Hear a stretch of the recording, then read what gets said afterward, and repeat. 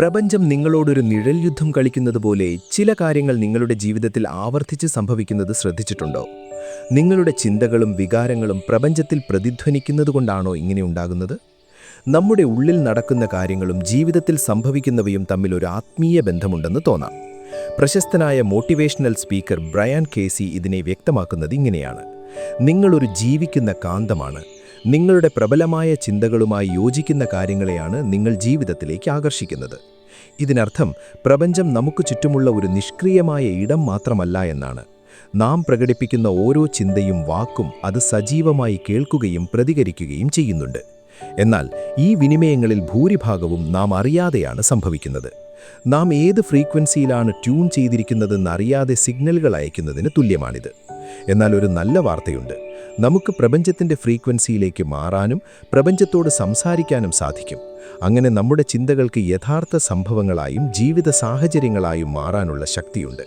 അപ്പോൾ എങ്ങനെയാണ് നാം അബോധപൂർവമായ സംപ്രേഷണത്തിൽ നിന്ന് ബോധപൂർവമായ ആശയവിനിമയത്തിലേക്ക് മാറുന്നത്? നമുക്ക് ആവശ്യമില്ലാത്ത കാര്യങ്ങൾക്ക് പകരം നാം ആത്മാർത്ഥമായി ആഗ്രഹിക്കുന്നത് തന്നെയാണ് പ്രപഞ്ചത്തോട് ചോദിക്കുന്നതെന്ന് എങ്ങനെ ഉറപ്പാക്കാം? അതിന് വിവിധ വഴികളുണ്ട്. ശരിയായ സിഗ്നലുകൾ അയക്കാനും നാം സ്വപ്നം കാണുന്ന ജീവിതം കെട്ടിപ്പടുക്കാനും പ്രപഞ്ചത്തോട് സംസാരിക്കാനുള്ള 5 ഫലപ്രദമായ വഴികൾ ഈ വീഡിയോയുടെ അവസാനം വരെ കാണുക. കാന്തം പോലെ നിങ്ങളെ ആകർഷിക്കുന്ന അറിവുകൾക്കായി ഇപ്പോൾ തന്നെ നമ്മുടെ ഈ ചാനൽ കാന്തം സബ്സ്ക്രൈബ് ചെയ്യൂ. പ്രപഞ്ചവുമായി ഫലപ്രദമായി ആശയവിനിമയം നടത്താനുള്ള ഒന്നാമത്തെ വഴി ഊർജത്തിൻ്റെ ശക്തി ഉപയോഗിക്കുക എന്നതാണ്. ഇവിടെയാണ് കാര്യങ്ങൾ ശരിക്കും കൗതുകകരമാകുന്നത്. പ്രപഞ്ചത്തിലേക്ക് ഊർജ്ജസ്വലമായ അഭ്യർത്ഥനകൾ അയയ്ക്കുക എന്ന ആശയം 2 അടിസ്ഥാന നിയമങ്ങളിൽ അധിഷ്ഠിതമാണ്: വൈബ്രേഷൻ നിയമവും ആകർഷണ നിയമവും. നിങ്ങളുടെ ചിന്തകളും വികാരങ്ങളും ഉൾപ്പെടെ നിങ്ങൾക്ക് ചുറ്റുമുള്ള എല്ലാം ഒരു ഗിറ്റാറിലെ കമ്പികൾ പോലെ നിരന്തരം വൈബ്രേറ്റ് ചെയ്തുകൊണ്ടിരിക്കുകയാണെന്ന് സങ്കൽപ്പിക്കുക. നാം ചിന്തിക്കുന്നതിനും അനുഭവിക്കുന്നതിനും അനുസരിച്ച് ഈ വൈബ്രേഷൻ നില മാറിക്കൊണ്ടിരിക്കും. നമ്മുടെ ആന്തരിക അനുഭവങ്ങളുടെ ഫ്രീക്വൻസിക്കനുസരിച്ച് മുഴങ്ങുന്ന ട്യൂണിംഗ് ഫോർക്കുകളെ പോലെയാണ് നാം. ഇനി വൈബ്രേഷൻ നിയമത്തിൻ്റെ പങ്കാളിയായ ആകർഷണ നിയമത്തിലേക്ക് വരാം. തുല്യമായവ തമ്മിൽ ആകർഷിക്കപ്പെടുന്നു എന്നതാണ് ഇതിൻ്റെ തത്വം. അതിനാൽ നിങ്ങളുടെ ചിന്തകളിലൂടെയും വികാരങ്ങളിലൂടെയും പുറത്തുവിടുന്ന ഊർജം അതിനോട് യോജിക്കുന്ന അനുഭവങ്ങളെ ആകർഷിക്കും. നിങ്ങൾ പ്രപഞ്ചത്തിലേക്ക് ഒരു വലയെറിയുന്നത് പോലെയാണിത്. നിങ്ങളുടെ ചിന്തകളുടെ വൈബ്രേഷൻ ഗുണനിലവാരമാണ് നിങ്ങൾ എന്ത് പിടിക്കണമെന്ന് തീരുമാനിക്കുന്നത്. നിങ്ങളുടെ വൈബ്രേഷൻ നിലയെ നിങ്ങൾ പ്രപഞ്ചത്തെ വിളിക്കുന്ന ഒരു വിളക്കുമാഠമായി കരുതുക. നിങ്ങൾ സന്തോഷത്തിലോ നന്ദിയിലോ സ്നേഹത്തിലോ ആയിരിക്കുമ്പോൾ നിങ്ങൾ ഒരു ഉയർന്ന ഫ്രീക്വൻസി വൈബ്രേഷൻ പുറപ്പെടുവിക്കുന്നു. പ്രപഞ്ചം ഈ ഫ്രീക്വൻസിയുമായി പൊരുത്തപ്പെടുകയും ആ പോസിറ്റീവ് അവസ്ഥകളോട് യോജിക്കുന്ന അനുഭവങ്ങളും ആളുകളും സാഹചര്യങ്ങളും നിങ്ങളുടെ ജീവിതത്തിലേക്ക് കൊണ്ടുവരികയും ചെയ്യുന്നു. ഇത് നിങ്ങളുടെ ആഗ്രഹിക്കുന്ന ദിവസത്തിൻ്റെ ശൈലി നിശ്ചയിക്കുന്നത് പോലെയാണ്. പ്രപഞ്ചം അതിനനുസരിച്ച് കാര്യങ്ങൾ ക്രമീകരിക്കുന്നു. അതുപോലെ നിങ്ങൾ പലപ്പോഴും വിഷമത്തിലോ ഭയത്തിലോ ദേഷ്യത്തിലോ ആണെങ്കിൽ നിങ്ങൾ താഴ്ന്ന വൈബ്രേഷൻ ഫ്രീക്വൻസിയാണ് പുറപ്പെടുവിക്കുന്നത്. നിർഭാഗ്യവശാൽ ഇത് ആ വികാരങ്ങളെ പ്രതിഫലിക്കുന്ന അനുഭവങ്ങളെ ആകർഷിക്കുന്നു. ഇതൊരു സാർവത്രിക പ്രതികരണമാണ്. ഇത് ശിക്ഷയോ പ്രതിഫലമോ അല്ല. അത് നിങ്ങളുടെ വൈബ്രേഷൻ വിളിയോട് പ്രതികരിക്കുക മാത്രമാണ് ചെയ്യുന്നത്. നിങ്ങളുടെ വൈബ്രേഷൻ നിലയെക്കുറിച്ച് ബോധവാന്മാരാവുകയും അത് ബോധപൂർവം പോസിറ്റീവാക്കി മാറ്റുകയും ചെയ്യുമ്പോഴാണ് യഥാർത്ഥ അത്ഭുതം സംഭവിക്കുന്നത്. ഉദാഹരണത്തിന്, നിങ്ങളുടെ ദിവസത്തിൻ്റെ തുടക്കത്തിൽ നിങ്ങൾ നന്ദിയുള്ള കാര്യങ്ങളുടെ പട്ടിക തയ്യാറാക്കുന്നത് ആ ദിവസത്തിന് ഉയർന്ന വൈബ്രേഷൻ നൽകുന്നു. ട്രാഫിക്കിൽ കുടുങ്ങുമ്പോൾ ദേഷ്യപ്പെടുന്നതിന് പകരം ജീവിതത്തിലെ നല്ല കാര്യങ്ങളെക്കുറിച്ച് ചിന്തിക്കുകയോ സന്തോഷകരമായ എന്തെങ്കിലും പ്ലാൻ ചെയ്യുകയോ ചെയ്യാം. ഈ ചെറിയ മാറ്റങ്ങൾ നിങ്ങൾ പ്രപഞ്ചത്തിലേക്ക് അയക്കുന്ന ഊർജത്തിൽ വലിയ മാറ്റമുണ്ടാക്കും. നിങ്ങളുടെ വൈബ്രേഷൻ നിലയെ നിങ്ങൾ ആകർഷിക്കാൻ ആഗ്രഹിക്കുന്ന ഗുണങ്ങളുമായി പൊരുത്തപ്പെടുത്തിക്കൊണ്ട് നിങ്ങൾ ആ അനുഭവങ്ങൾക്കായി ഒരു കാന്തിക ശക്തി സൃഷ്ടിക്കുന്നു. ഈ രീതികൾ നമ്മുടെ ആന്തരിക ലോകവും വിശാലമായ പ്രപഞ്ചവും തമ്മിലുള്ള അന്തരം എങ്ങനെ കുറയ്ക്കുന്നുവെന്ന് നിങ്ങൾ എപ്പോഴെങ്കിലും ചിന്തിച്ചിട്ടുണ്ടോ? ഇതേതെങ്കിലും പ്രത്യേക മതവിശ്വാസത്തെക്കുറിച്ചല്ല, അതിരുകൾക്കപ്പുറമുള്ള സാർവത്രികമായ ഒരു ബന്ധത്തെക്കുറിച്ചാണ്. നിങ്ങൾ പ്രാർത്ഥിക്കുമ്പോഴോ ധ്യാനിക്കുമ്പോഴോ അല്ലെങ്കിൽ പൂർണ്ണമായി വർത്തമാനകാലത്തിരിക്കുമ്പോഴോ നിങ്ങൾ പ്രപഞ്ചവുമായി ഹൃദയം തുറന്നുള്ള ഒരു സംഭാഷണത്തിൽ ഏർപ്പെടുകയാണ്. ലോകമെമ്പാടുമുള്ള ആളുകൾ പല രീതികളിൽ പ്രപഞ്ചവുമായി ആശയവിനിമയം നടത്തുന്നു. ചില സംസ്കാരങ്ങളിൽ പ്രാർത്ഥന ഹൃദയത്തിലെ നിശബ്ദമായ സംഭാഷണമാണ്.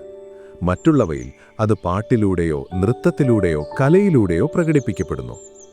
പ്രാർത്ഥനയെന്നത് മതാതീതമായി ആർക്കും സാധ്യമായ വിനിമയ രീതിയാണ്. നമ്മുടെ ചിന്തകളും നന്ദിയും അഭ്യർത്ഥനകളും പ്രപഞ്ചത്തിലേക്ക് എത്തിക്കാനുള്ള ഉപകരണമാണിത്. മുകളിലേക്ക് നയിക്കപ്പെടുന്ന ഓരോ വാക്കും ചിന്തയും ഓരോ പ്രാർത്ഥനയാണ്. അവ എപ്പോഴും കേൾക്കപ്പെടുന്നുണ്ട്. പ്രാർത്ഥന ലളിതമായാലും മതി. പ്രപഞ്ചത്തിന് ഒരു നന്ദി പറയുന്നത് പോലും നമ്മുടെ ജീവിതത്തിലെ അതിൻ്റെ പങ്കിനെ അംഗീകരിക്കുന്ന ശക്തമായ പ്രാർത്ഥനയാണ്. ഇവിടെ പ്രധാനം ആത്മാർത്ഥതയും തുടർച്ചയുമാണ്. ഇനി ധ്യാനത്തെക്കുറിച്ച് പറയുകയാണെങ്കിൽ അത് ഉൾക്കാഴ്ചകളും മാർഗനിർദ്ദേശങ്ങളും ഉയർന്നു വരാനുള്ള ഒരു ശാന്തമായ ഇടം സൃഷ്ടിക്കുന്നു. അത് പെട്ടെന്നുള്ളൊരു പ്രചോദനമായോ വ്യക്തതയായോ പ്രകടമാകാം. പ്രപഞ്ചത്തോട് സംസാരിക്കുക എന്നത് നാം ഒരു വലിയ സത്യത്തിൻ്റെ ഭാഗമാണെന്ന് മനസ്സിലാക്കുന്നതിനെക്കുറിച്ചാണ്. നമ്മുടെ ചിന്തകൾക്കും ഉദ്ദേശങ്ങൾക്കും ശക്തിയുണ്ട്. നക്ഷത്രങ്ങൾക്ക് താഴെയുള്ള ഒരു രഹസ്യ ആഗ്രഹമോ പ്രഭാതത്തിലെ ധ്യാനമോ മഴയിലെ ആഹ്ലാദ നൃത്തമോ ആകട്ടെ, ഓരോ പ്രവൃത്തിയും പ്രപഞ്ചവുമായുള്ള ഒരു സംഭാഷണമാണ്. ഇത് വെറും ദിവാസ്വപ്നം കാണലല്ല, മറിച്ച് നിങ്ങളുടെ മനസ്സുകൊണ്ട് നിങ്ങളുടെ യാഥാർത്ഥ്യത്തെ സജീവമായി രൂപപ്പെടുത്തുന്നതിനെക്കുറിച്ചാണ്. വിഷ്വലൈസേഷൻ അഥവാ മനസ്സിൽ കാണുക എന്നാൽ നിങ്ങളുടെ ആഗ്രഹങ്ങൾ ഇപ്പോൾ സംഭവിക്കുന്നതുപോലെ വ്യക്തമായും വിശദമായും മനസ്സിൽ കാണുക എന്നതാണ്. ഇത് നിങ്ങളുടെ ഭാവനയെ മാത്രമല്ല, വികാരങ്ങളെയും ഇന്ദ്രിയങ്ങളെയും വിശ്വാസങ്ങളെയും ഉണർത്തുന്നു. നിങ്ങൾ എവിടെയാണോ അവിടെ നിന്നും നിങ്ങൾക്ക് എവിടേക്കാണ് എത്തേണ്ടത് അവിടേക്കുള്ള ഒരു പാലം പണിയുന്നത് പോലെയാണിത്. നിങ്ങളുടെ ഉപബോധത്തെ സ്വാധീനിക്കാൻ ഇതിന് സാധിക്കും. നിങ്ങളുടെ ലക്ഷ്യങ്ങൾ നേരത്തെ നേടിയതായി നിങ്ങൾ ആവർത്തിച്ച് സങ്കൽപ്പിക്കുമ്പോൾ അത് സംഭവിക്കുമെന്ന വിശ്വാസം നിങ്ങളിൽ വളരുന്നു. ഈ വിശ്വാസം നിങ്ങളുടെ ചിന്തകളെയും പ്രവൃത്തികളെയും സ്വാധീനിക്കുകയും യാഥാർത്ഥ്യത്തിലേക്ക് നയിക്കുകയും ചെയ്യുന്നു. പ്രശസ്ത തത്വചിന്തകനായ ജെയിംസ് ആലൻ പറഞ്ഞത്, നിങ്ങളുടെ ചിന്തകൾ നിങ്ങളെ എത്തിച്ചിടത്താണ് ഇന്ന് നിങ്ങളുള്ളത്. നിങ്ങളുടെ ചിന്തകൾ എങ്ങോട്ട് കൊണ്ടുപോകുന്നോ അവിടെയായിരിക്കും നാളെ. ഉദാഹരണത്തിന്, നിങ്ങളൊരു പുതിയ വീട് സ്വപ്നം കാണുന്നുണ്ടെങ്കിൽ അതിൻ്റെ ചിത്രം കാണുക മാത്രമല്ല വേണ്ടത്. ആ വീടിനുള്ളിലൂടെ നടക്കുന്നത് സങ്കൽപ്പിക്കുക. അവിടുത്തെ സ്പർശനങ്ങളും ശബ്ദങ്ങളും അനുഭവിക്കുക. വിഷ്വലൈസേഷനിലെ ഈ വിശദാംശങ്ങൾ വളരെ പ്രധാനമാണ്. കാരണം ഇത് യഥാർത്ഥത്തിൽ സംഭവം നടക്കുമ്പോൾ ഉണ്ടാകുന്ന വൈകാരിക പ്രതികരണങ്ങൾ സൃഷ്ടിക്കുന്നു. ഇത് പ്രപഞ്ചത്തിന് ശക്തമായ സിഗ്നലുകൾ നൽകുന്നു. നിങ്ങളുടെ ഊർജത്തെ ലക്ഷ്യങ്ങളുമായി പൊരുത്തപ്പെടുത്തുന്നു.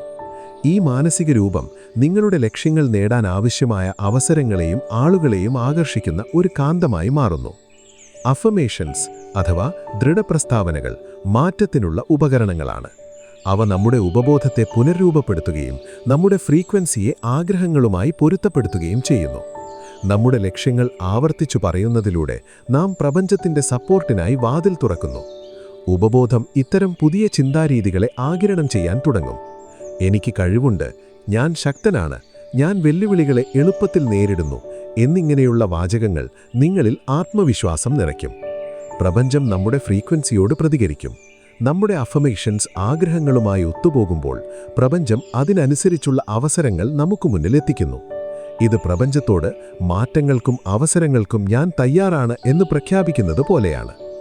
പ്രപഞ്ചത്തിന് ഒരു കത്തെഴുതുന്നത് നിങ്ങളുടെ ഉയർന്ന ശക്തിക്കുള്ള ഒരു സന്ദേശമായി കരുതുക. ഇത് സാധാരണ കത്തല്ല, നിങ്ങളുടെ ആഗ്രഹങ്ങൾക്കും ഭയങ്ങൾക്കും നന്ദിക്കും സ്വപ്നങ്ങൾക്കുമായുള്ള ഒരിടമാണിത്. കാര്യങ്ങൾ എഴുതി വയ്ക്കുന്നത് അവയ്ക്കൊരു ഭൗതിക രൂപം നൽകുന്നു. കത്തെഴുതുമ്പോൾ ഭാവനയ്ക്ക് പ്രാധാന്യം നൽകുക. നിങ്ങളുടെ സ്വപ്നങ്ങൾ ഇപ്പോൾ നടക്കുന്നതുപോലെ വിശദമായി എഴുതുക. നിങ്ങൾക്ക് ലഭിച്ച അനുഗ്രഹങ്ങൾക്ക് നന്ദി പറയുക. നിങ്ങളുടെ പേടികളെ പ്രപഞ്ചത്തിന് വിട്ടുകൊടുക്കുക. ഉള്ളിലെ വികാരങ്ങൾ ഒട്ടും മറച്ചുവെക്കാതെ എഴുതുക. എല്ലാം കൃത്യമായിരിക്കണമെന്ന് നിർബന്ധമില്ല. നിങ്ങളുടെ സത്യസന്ധതയ്ക്കാണ് അവിടെ പ്രാധാന്യം. കത്തെഴുതി കഴിഞ്ഞാൽ അതിനെക്കുറിച്ച് കുറച്ചുനേരം ധ്യാനിക്കുക. ഇത് നിങ്ങളുടെ ആഗ്രഹങ്ങളുമായി നിങ്ങളെ കൂടുതൽ അടുപ്പിക്കുന്നു. നിങ്ങളുടെ സന്ദേശം പ്രപഞ്ചത്തിന് ലഭിക്കുന്നതായും അത് യാഥാർത്ഥ്യമാകുന്നതായും സങ്കൽപ്പിക്കുക. കത്തെഴുതുന്നത് നിങ്ങളുടെ ചിന്തകളെ കൂടുതൽ വ്യക്തമാക്കുന്നു. ഈ കത്ത് നിങ്ങൾക്കൊരു ഡയറിയിലോ പെട്ടിയിലോ സൂക്ഷിക്കാം, അല്ലെങ്കിൽ അത് സുരക്ഷിതമായി കത്തിച്ചു കളയാം. നിങ്ങളുടെ ഉദ്ദേശങ്ങൾ പ്രപഞ്ചത്തിലേക്ക് വിട്ടുകൊടുക്കുന്നതിൻ്റെ പ്രതീകമാണിത്. ഇതോടെ ഇന്നത്തെ വീഡിയോ അവസാനിക്കുകയാണ്. ഈ വീഡിയോ നിങ്ങളിൽ എന്തെങ്കിലും ചിന്തകളോ ചോദ്യങ്ങളോ അനുഭവങ്ങളോ ഉണ്ടാക്കിയിട്ടുണ്ടെങ്കിൽ ദയവായി കമൻറ്റ് ബോക്സിൽ പങ്കുവയ്ക്കുക. ചാനൽ സബ്സ്ക്രൈബ് ചെയ്യാൻ മറക്കരുത്.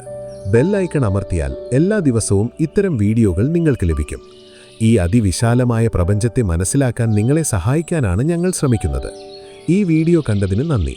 നിങ്ങളുടെ എല്ലാ ശ്രമങ്ങൾക്കും പ്രപഞ്ചവുമായുള്ള പുതിയ ബന്ധത്തിനും എല്ലാവിധ ആശംസകളും നേരുന്നു. അടുത്ത തവണ കാണാം. പരക്കട്ടെ പ്രകാശം.